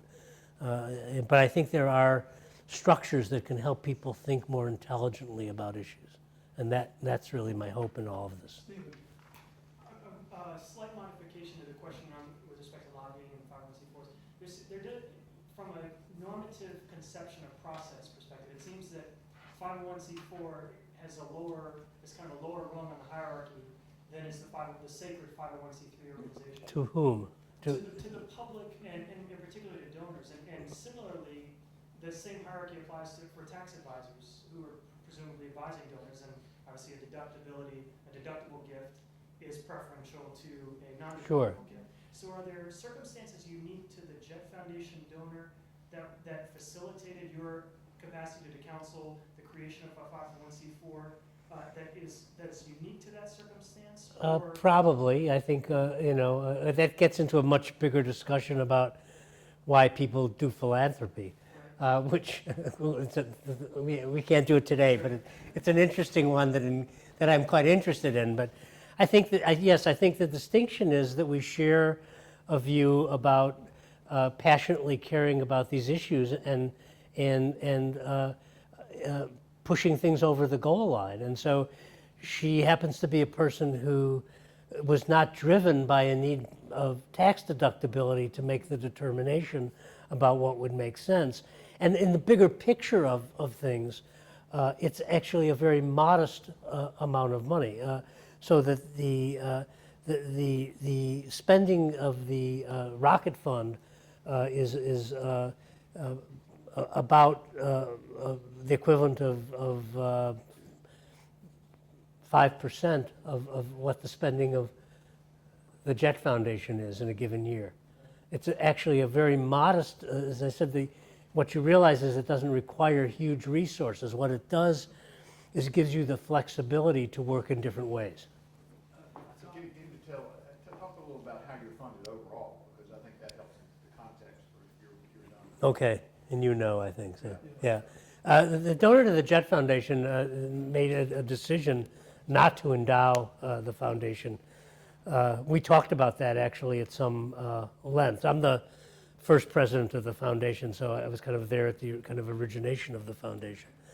And we decided that it would free us up in a sense, not to kind of work in this model in which we had a structure that said 5% of your assets would get spent, or you could spend more, but generally what happens in foundations is that 5% model gets stuck in their brains, and it's hard to get people beyond that, with some exception, and there are some people who do. And so the way this foundation was structured was that it's kind of needs-based. On a yearly basis, we look at the work that the foundation is doing, we make some projections about work going forward, and I go to the board of the foundation with a recommendation for a budget for that year. That budget for the foundation is for me simply a planning tool. It simply gives us a frame in which to say, so for example, if we were looking at $5 million of spending, it's a lot different than if we're looking at $25 million of spending. But it's just a planning tool, and so in any given year, the deal we have established is that the amount of money we spend will, within some limits, be driven by the need as opposed to by an arbitrary number that we have in place. And so in any given year, we can spend less or more than our planning budget, depending on the quality of the work that comes across the table. So it's a very flexible model that allows us to use the money kind of as it's needed. Now, it's not limitlessly flexible, so if I went forward and said, well, I need 5 times our budget this year, that might not be a possibility. I haven't tested the limits of that yet, but I haven't had to test the limits of it, frankly. Truth be told, in every year except one, we've underspent our budget at the Jeht Foundation because we didn't find enough work that we wanted to fund based on our own criteria of what we considered worthwhile things to support in our areas.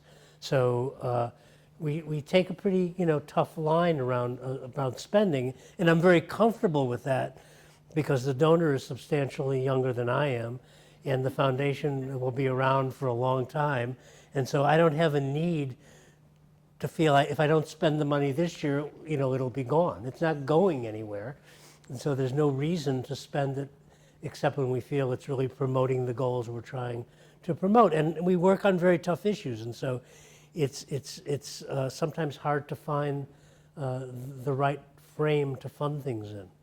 Well, I can help you with that. Nah, a lot of people have said it. Actually, almost in this room, I mean, we have a skeleton in North Carolina could be a great place for Rocket or Jeht to come in here.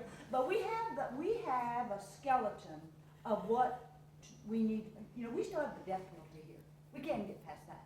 So we have it, but we don't know quite how to make it. We can't figure it all out because there aren't that many, and we're all. I mean, it'd be great. Am I speaking? No, they've actually been partners with us on the death penalty and on several So other issues. we're already, but Yeah. you know, there's some things that we are talking, we talk about now, but we're not. At least we need some help. I think. Do you think? Always. I mean, but we need help. We need thought help. We need somebody to come in and help us because we've got potential. Well, I have to say that, I mean, You're looking at great potential. no, it's not potential. It's, I mean, I mean, look at it. you know, And we have worked actually. we need more than what we have because we are so, there aren't, the other side of this puts lots of money into keeping folks down in a very concentrated way. So it's a hard thing because we don't have that. We don't have that. But we would be a good test prime, yeah. I know, well, I can just think of a lot of possibilities. Well, we can talk some more. I mean, Tom has been a mentor to me as well as a colleague to me. I mean, Tom is someone who, you know, really, I think it's fair to say, I think, is really understands the politics of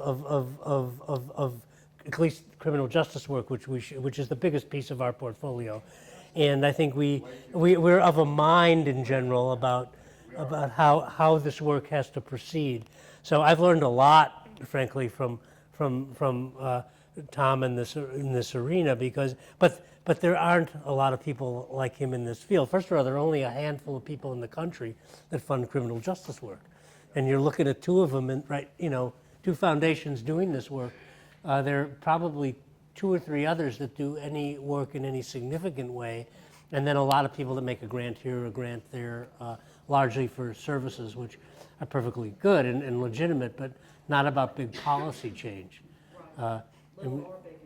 So we're actually making a concerted effort now to really do some very significant big policy change working with states. And so we're now working with the state of Kansas and the state of Michigan directly with the governor's office and with the departments of corrections to move forward major agendas around reentry in those states and doing other work with not-for-profits in those states at the same time.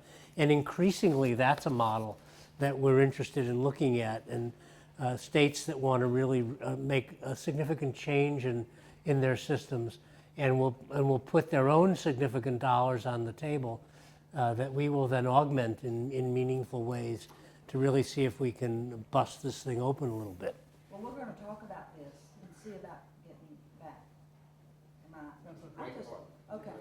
And the North Carolina Justice Center is here, and actually the director, you didn't meet her, Melinda Lawrence. So we are really out there, and we are motivated toward what we do.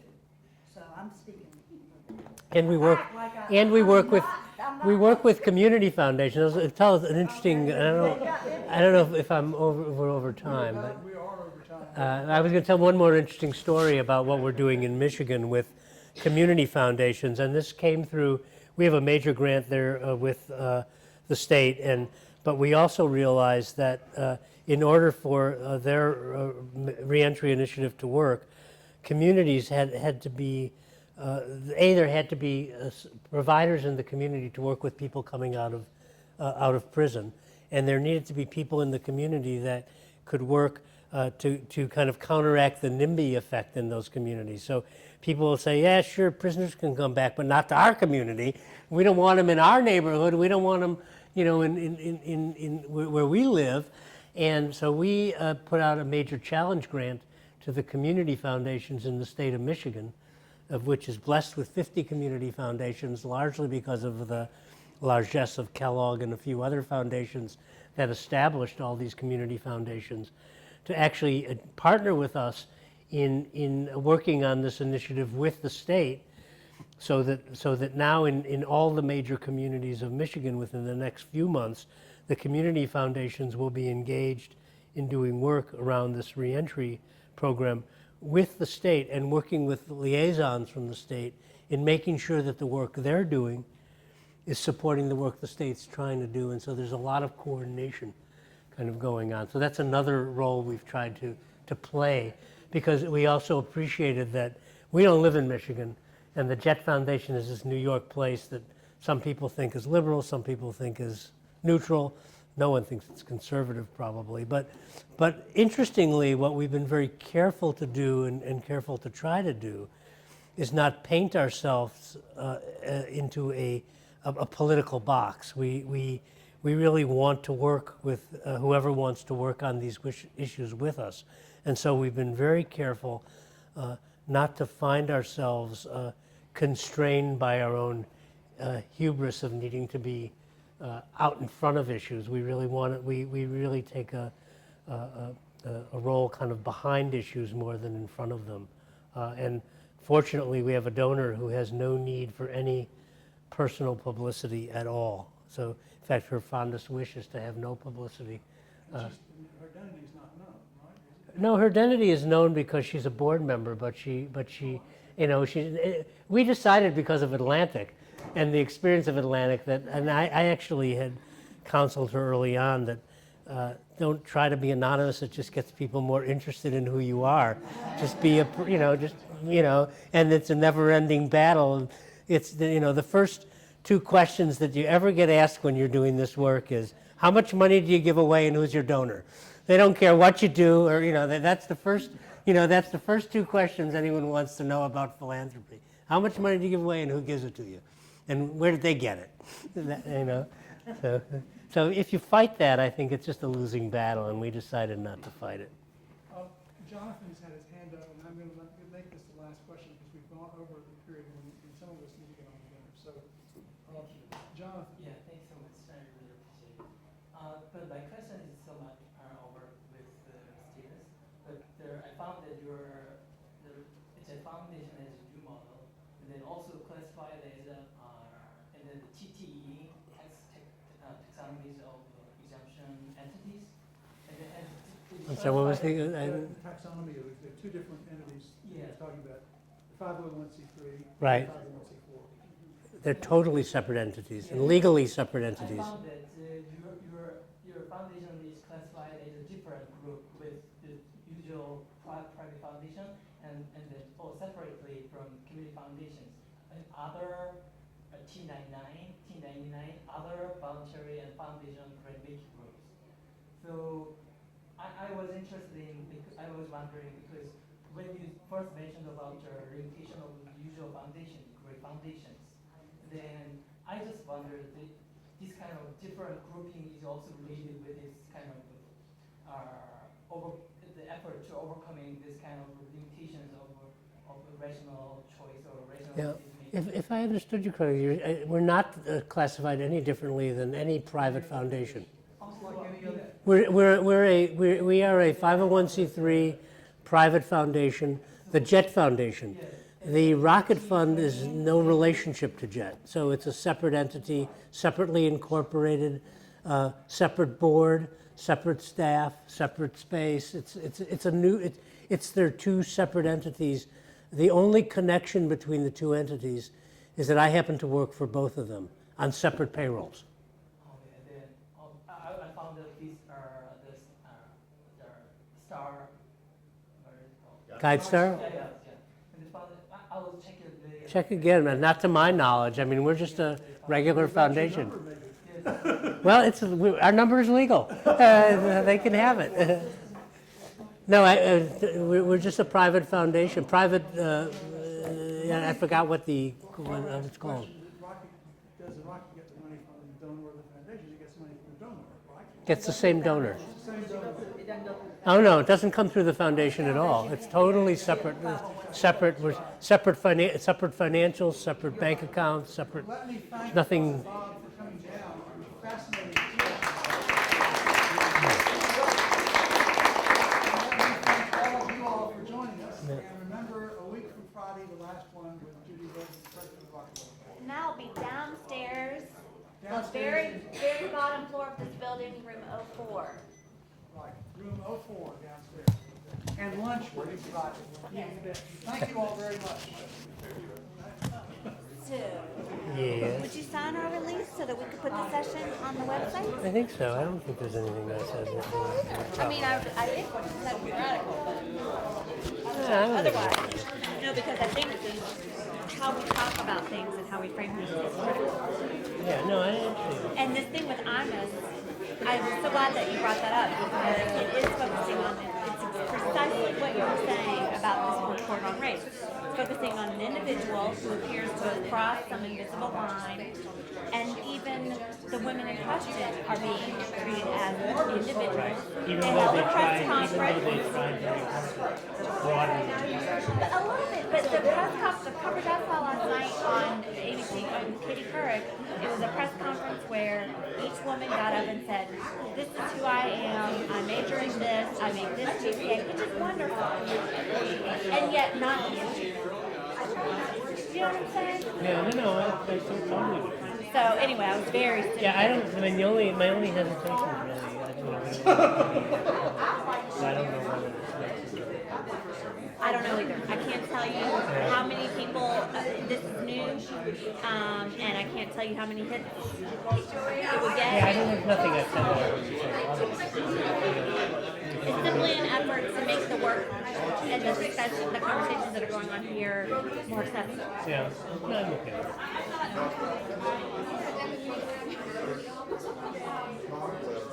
Well, they're 11.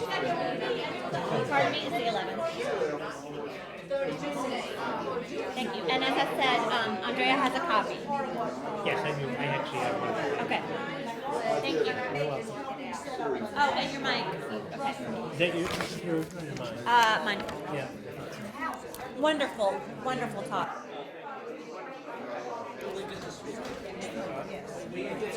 Lobbyist.